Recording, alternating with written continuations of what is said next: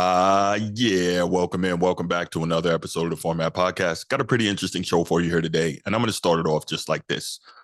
One of these things is not like the other. But before we get to that, you know what time it is. If you're here on YouTube and you haven't already, please go ahead, click that subscribe, that like, that notification bell. Make sure you're kept up to date whenever new episodes of the podcast or new content we drop comes out. And it'll help the show grow, just like you guys have been doing. Really appreciate all that. Helps us out a ton. If you want the audio only version of the podcast, you know what to do. Go ahead, open up your audio podcast platform, hit the search bar, type in the Format Podcast. We should come right up. And if you're enjoying the content, please go ahead, give us that like and subscribe, give us that 5-star review, and leave us a comment. Really appreciate that. And we try to get back to you on those. And yeah, looking forward to it. Almost there, almost set up for the live call-in shows. Really looking forward to that. But let's go ahead and get to this one. So Patrick Mahomes and the Kansas City Chiefs just won their second straight Super Bowl. And as we do in the modern day sports media, everything has to be a comparison. Everything has to be a debate. Everything has to be where does this player rank in the all-time pantheon if they're a great one, right? Where do we place this player in the all-time ranks? And Patrick Mahomes is absolutely special. And normally I don't like these discussions, especially for the fact that a guy like Mahomes he's only in his he's in his seventh season. He just finished his seventh season. And with that, we look at some of the things he's done and how great he's been and how quickly he's climbing up those leaderboards. And there's a lot of people that say he is the greatest quarterback that they've ever seen. It's just a function of he needs to accumulate some more winning and some more hardware, and he will be the GOAT at the position. Now, is that true? Not sure. There's this guy named Tom Brady who just retired, who currently holds that. He's basically got every passing record, and a lot of that is longevity based on the fact that when Tom Brady came into the league, the game was played in a very, very different way. But Tom Brady's got basically every passing record there is. He's got more championships by himself than any franchise has. He's got 7. He played, I want to say, 23 seasons in the league. So Mahomes has a long way to go before you catch him being Brady. However, the things Mahomes can do, his ability to throw on the move, his ability to dissect pretty much any defense that you can throw at him, and his ability to be at his absolute best when his absolute best is needed is phenomenal. He's been in the Super Bowl 4 times now in those 7 seasons. He's won 3 of them. And again, the guy is just super, super special. He's got all the physical tools. He's way more physically gifted than Brady, and Brady will tell you that. But the thing is, he's also been blessed with a great offensive coach, and he's a processor. He knows how to deal with the zone defenses. If you try to put that in front of him, he's going to pick it apart. He knows how to deal with the man-to-man. He's going to pick that apart. And when he needs to, he can take off with his legs. He's not Lamar Jackson, but he can take off with his legs and make huge pickups in the ground game, as we saw the other night in the Super Bowl when he needs to. I mean, the guy really has no weaknesses. You give him elite weapons, he's pretty much setting records. You give him basic weapons, he's still winning championships. I mean, the guy is absolutely incredible. And I want to say he's got the most passing yards. If not the most passing yards, I think he's top 3 in passing yards in the first 7 seasons of a career. Obviously, he's got the 3 championships. He's got 2 MVPs. I mean, there is nothing Pat Mahomes doesn't have. And so, of course, the questions are invited. Is he the greatest quarterback of all time? And people will say he's probably the most talented, the most gifted. And with that, he's maximized his gifts. Obviously, again, he fell into a beautiful situation, or I guess he didn't fall into it. The Chiefs traded up to get him. And so he's been in a perfect spot in terms of coaching and scheme and all that. And he's obviously linked up with Travis Kelce his whole career, who is arguably the greatest tight end who's ever played for the early part of his career. I think the first 4 years he had Tyreek Hill, who is one of the greatest deep threats at receiver the league has ever seen. So he's been in a great situation. This year, the weapons weren't as fantastic, but guess what? Steve Spagnuolo coached up an absolutely incredible defense. And so it all continues to work. And Mahomes, again, he did what he had to do in the biggest of moments. This year being the first time that he's ever had to play road playoff games, he won both of those. I mean, he just seems unflappable. He seems like there's nothing you can do to stop this guy and the train that he's on. Now, the guy he's being compared to, Tom Brady, who is inarguably the GOAT right now, he also won three Super Bowls in his first six seasons. The difference was, I think, and I mentioned this earlier, the way the game was played and coached was so different. One, he had Bill Belichick, who leaned heavily on his defense and allowed Tom Brady not to make mistakes. But Tom Brady also, he wasn't just as Charles Barkley likes to say, a bus rider. He was a guy who, when it came down to it, and mind you, he did not have Pat Mahomes' physical abilities. And that right there might be even more scary. Let me digress a moment. We talk about all the tools Patrick Mahomes has and how incredible he is, and he is absolutely. But the scary thing about Brady, he wasn't a guy that could beat you with his legs. He wasn't a guy that was mobile. He wasn't a guy that was extending plays and doing the off schedule. You knew where Brady was going to be on just about every play, and that's in the pocket, standing there, but he would still slice and dice you. So that right there may speak even more to his greatness, the fact of how great he was when he didn't have elite physical tools at the position in terms of the level of athleticism we're seeing from more and more quarterbacks in the modern era. Anyway, his coach, Bill Belichick, pretty much the exact opposite of Andy Reid, a defensive head coach, a defensive mastermind, one of the greatest defensive masterminds in the history of the game.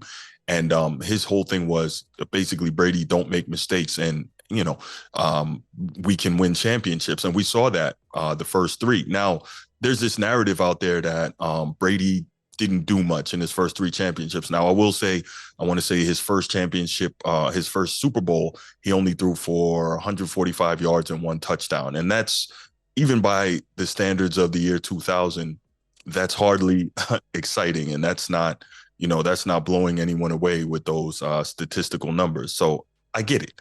But here's the thing. If you watch that game, the defense did a masterful job on the Rams, who at the time were St. Louis Rams, and they were known as the greatest show on turf, one of the greatest offensive machines of all time. And guess what?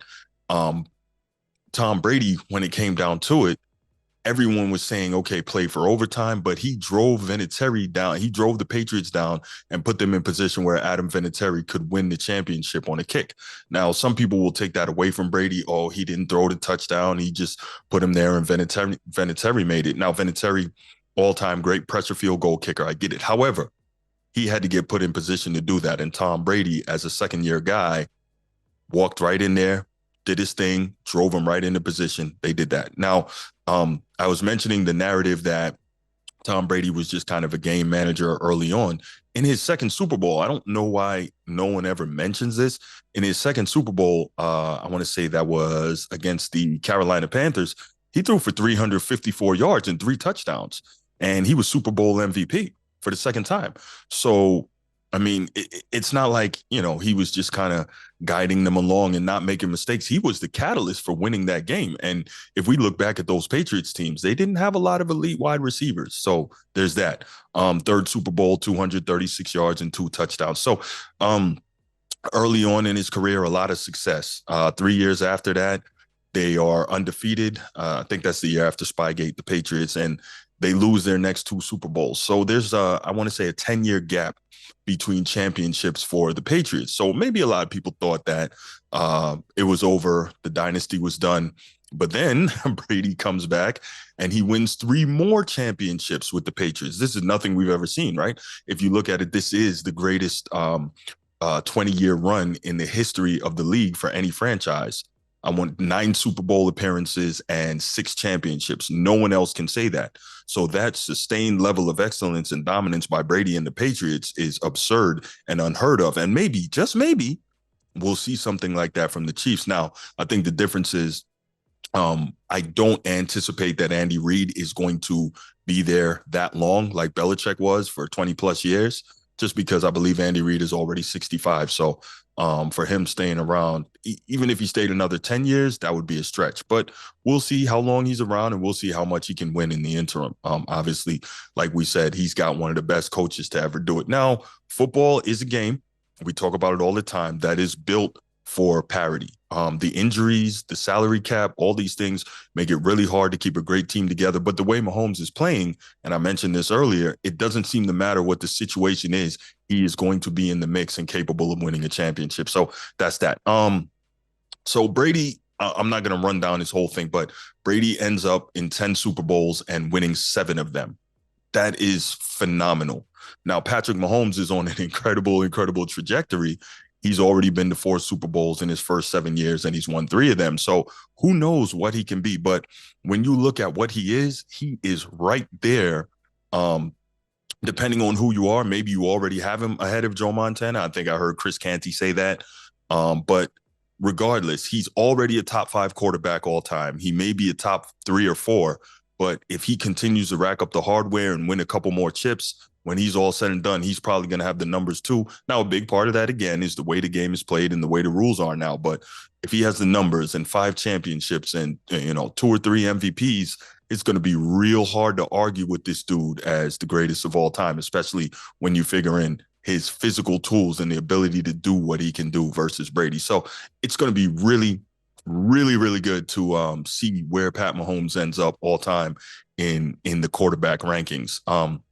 Now, Michael Jordan and LeBron James. The reason I bring this up is because obviously in basketball now, the comparison is Michael Jordan and LeBron James. Although, all right, I'm not going to get into that. The comparison is Michael Jordan and LeBron James, and there are a fair amount of people who think that LeBron James is the greatest basketball player of all time, but Michael Jordan is still widely regarded and widely held as the greatest of all time. And so I'll just start with Jordan because we'll go with him first. Obviously, 6 championships, 6 MVPs, and I'm not the guy that says that's the end all be all. But the difference for me with Michael Jordan is the sheer level of dominance. And I talk about it all the time, maybe not as much on this show, but the fact is that Michael Jordan was so dominant that once he ascended the mountain, he kept so many other all-time greats from getting up there. And they either couldn't win unless he wasn't in the league, or they couldn't win until after he retired. I mean, we look at Stockton and Malone, 2 of the greatest ever at their positions, and those guys went back to back, fought their way up there to fight Michael Jordan at the top of the mountain, only to get kicked down the side.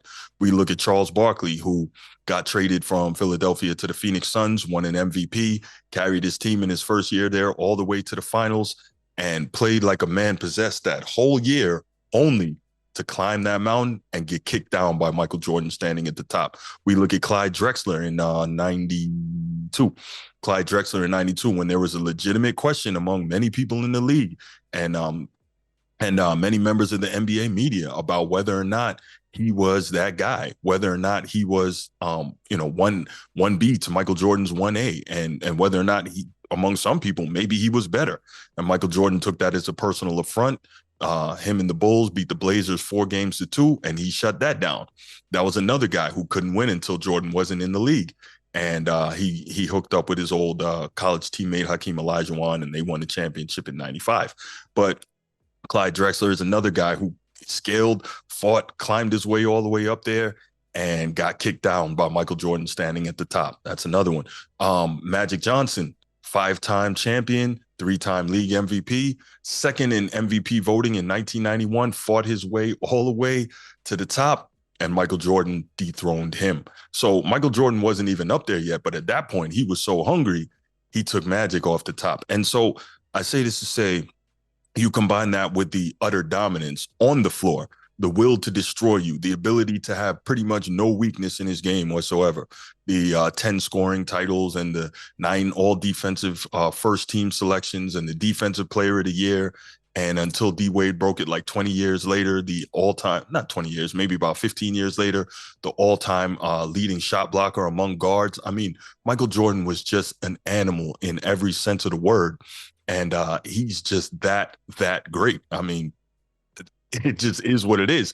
And so this is the guy who's pretty much, he is, I don't want to say he's the Brady of basketball. I guess Brady is more the him of basketball. But the difference is, like we always point to, there's no losses and other guys that lost. Now, football is a lot harder, which also speaks to Brady's greatness, going back over there real quick, making it to the Super Bowl 10 times. But yeah, Michael Jordan is just the standard bearer when it comes to basketball. Now, you have LeBron James, the statistical monster, the guy who's putting up all the numbers, and the guy who, without question, is playing the best at his age that we've ever seen anyone in the history of the league play after being in the league this long. There's no question about that. That is undeniable, irrefutable. And he is playing, and he is putting the stats, the scoring stat We may never see anyone get that. He's pretty much putting that out of reach. But then again, we never thought anyone would get Kareem's, right? And I'm sure before Kareem, we thought no one would get Wilt's. But the fact is, LeBron is putting these numbers in places we've never seen him. And not just the scoring, he's also top 5 all time in rebounding and assists. So that is an incredible, incredible statistical achievement. He's also got 4 championships now. The big one here, the big one. This is why I say one of these is not like the other. People keep talking about LeBron. Some people say he's better than Jordan. Some people say he's still chasing Jordan. I don't think it's close. I think the gap, in my estimation, between Michael Jordan and LeBron James is probably the same as the gap between the number 2 player and the number 5 player. It's that big.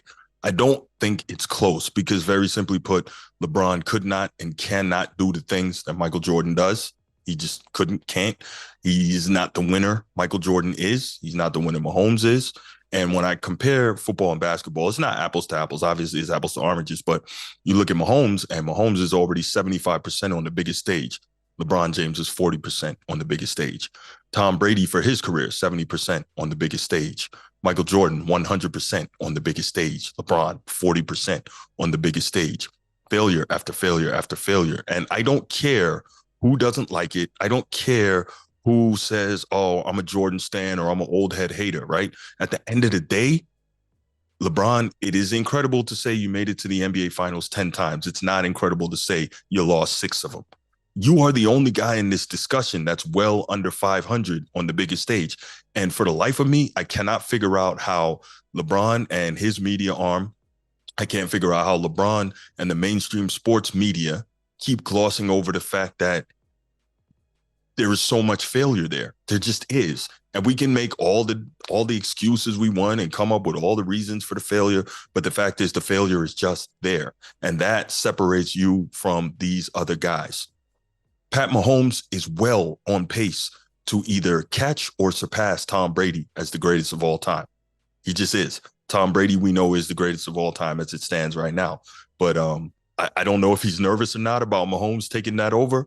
But, I mean, Brady squeezed every bit out of what he could have in his career. He maximized every bit of potential he had. He put in every bit of work to be what he became. So respect due for that. Obviously, LeBron, in fairness, he has maximized his career. He squeezed every bit of potential and ability out of his body that he could. He's done everything he could, and fair enough, he has made the most of it. But the fact is that most of it simply isn't good enough. He's not, people can say he's chasing Jordan. He's never going to catch him. He's never going to pass him. That is what that is. I mean, I don't believe he's ever going to win another championship, which is why he's pushing so hard to put all these statistical records in places that he doesn't think people are going to be able to catch him, because for him, that's his argument for the GOAT debate. But again, it's really not an argument. The fact is this: Pat Mahomes, he looks like if he can stay healthy, he's got a really good chance of catching Brady. Brady did what he did. He is where he is. Michael Jordan did what he did. He is where he is. LeBron, you're not catching Mike. That's all it is. Anyway, what I want to know from you is, do you think LeBron James has the opportunity to catch Michael Jordan and be that guy? Where do you think he kind of compares in terms of his career to Pat Mahomes early on in his career? And do you think that Pat Mahomes in football will go on to have as good or a better career than LeBron James has had in basketball? Leave your comments in the comment section. Can't wait to hear them. Can't wait to get back to you. And I'll be back with you on the next episode. And I'm out. Peace.